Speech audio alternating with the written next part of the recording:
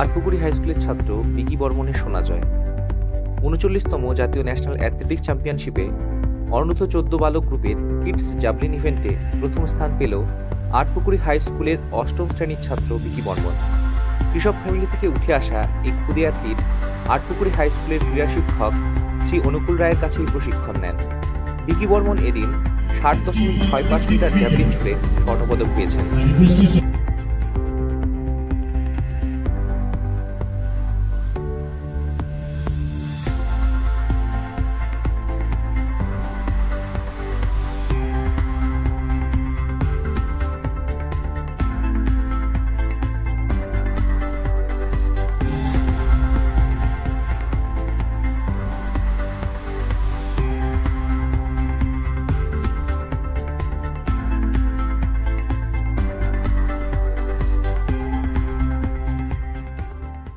আপনারা দেখছেন নর্থ বেঙ্গল সমাচার, উত্তরের বার্তা, সত্যের পথে।